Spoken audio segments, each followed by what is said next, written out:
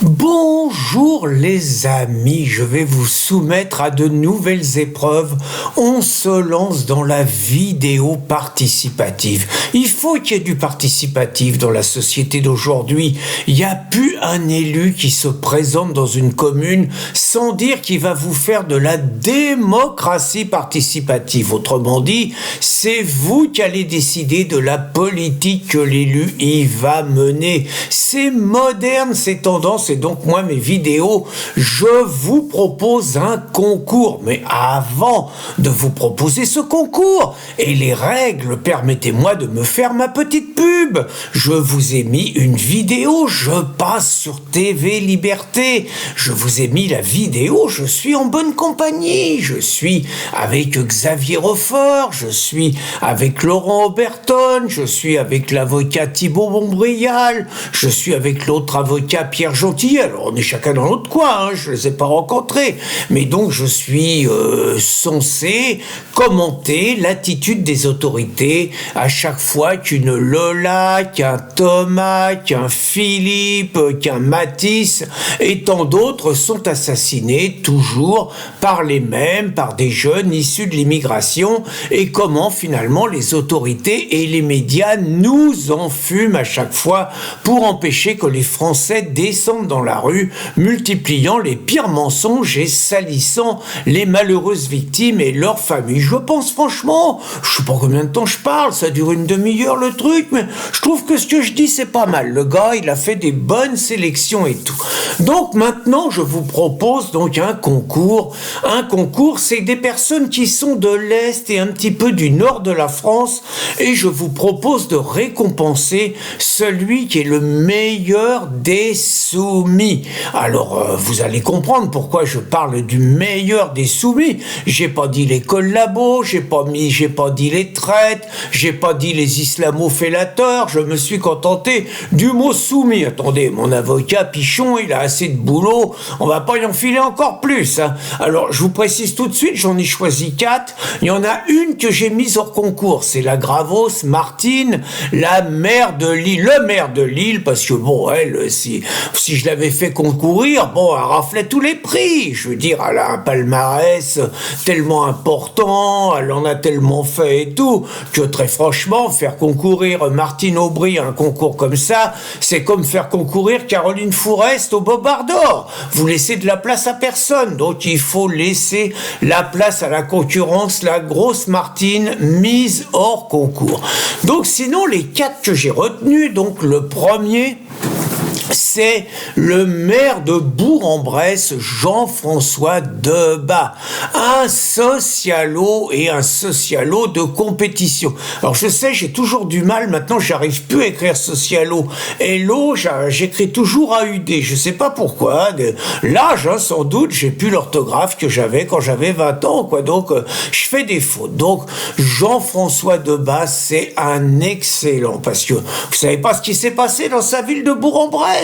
Il y a des colleurs d'affiches un petit peu inquiets de la progression de l'islam qui ont eu l'idée de coller dans sa ville des affiches avec des sourates et des versets du Coran montrant quelque part que l'islam, c'était quand même pas tellement compatible avec les valeurs de la France.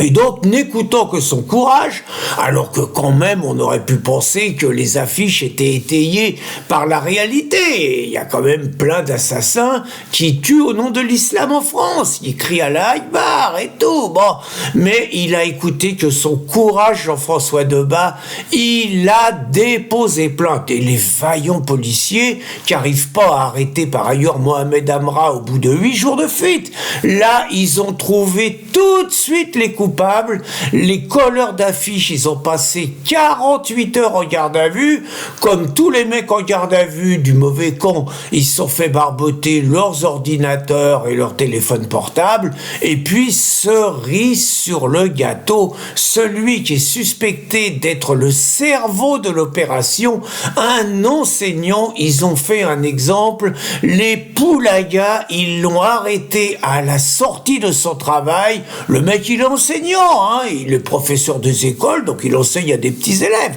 Ils l'ont arrêté devant ses élèves et ils l'ont menotté avant de l'embarquer au commissariat dans le panier à salade. Encore bravo, monsieur Jean-François Debat, vous avez été à la hauteur de ce qu'on pouvait attendre de la part d'un socialo. Alors, candidate numéro 2, là c'est un autre maire, mais ville plus importante.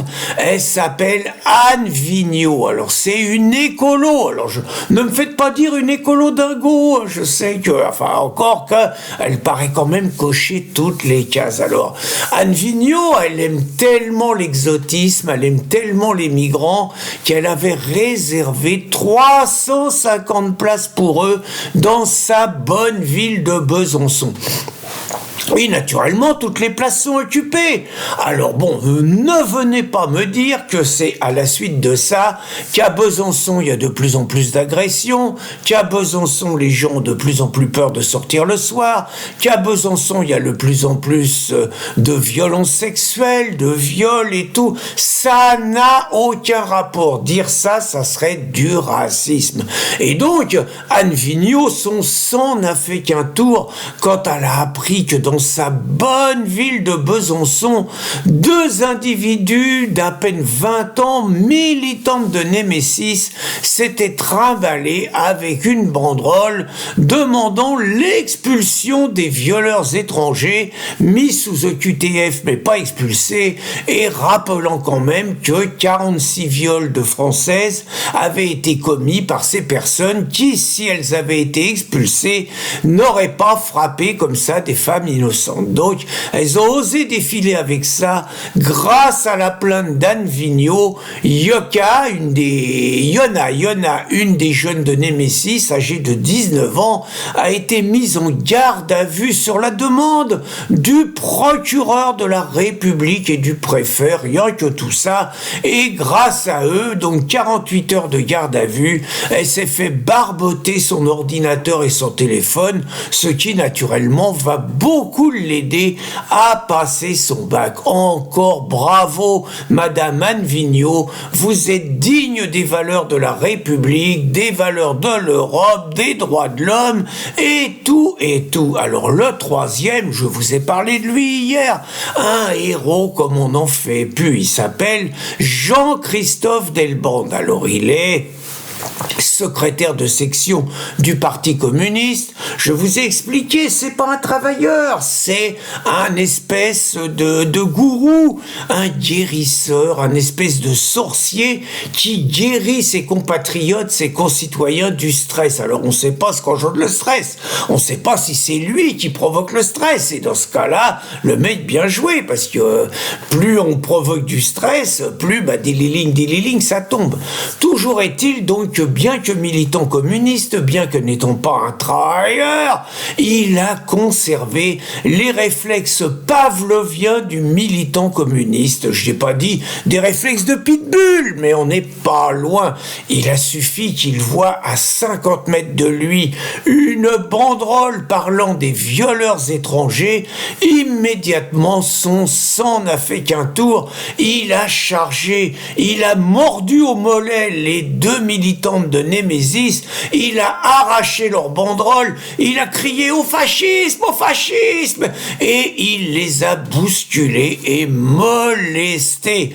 Honneur à lui, grâce à lui, le communisme, le stalinisme a encore de beaux jours devant lui, et grâce à lui, Staline, Mao, Pol Pot auront des successeurs, grâce à qui on pourra continuer à tuer peut-être pas 100 millions de personnes, mais encore quelques-uns si des gens comme lui ou Mélenchon arrivaient au pouvoir. Et enfin, numéro 4, alors, lui, c'est pas un mec de gauche, hein, non, vous voyez, je suis pas sectaire, hein, c'est le maire de Dole, il s'appelle donc Jean-Baptiste Gagnoux.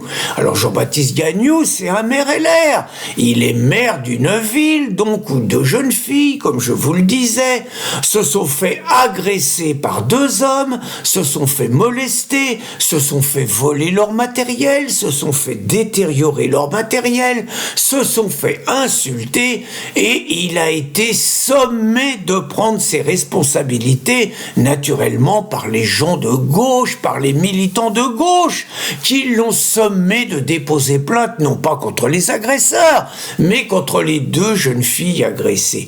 Et on peut penser que Jean-Baptiste Gagnou, qui paraît un homme plein de courage, a dû prendre son téléphone pour appeler les commissaires politiques des LR de Paris. Et les LR de Paris, ils ont dû lui dire « Ouh là là, on est en pleine européenne, on peut pas se permettre de scoltiner des mastiques avec ces histoires, on peut pas se permettre d'être confronté, d'être mouillé, d'être confondu avec l'extrême droite, tu déposes plainte. » Et comme un vaillant courageux militant, comme un vaillant courageux soumis de droite, le maire Jean-Baptiste Gagnou, il a déposé plainte contre les 2 militantes de Némésis, ce qui va donner du travail à mon copain, notre avocat, Maître Pichon, qui est aussi l'avocat des Némésis.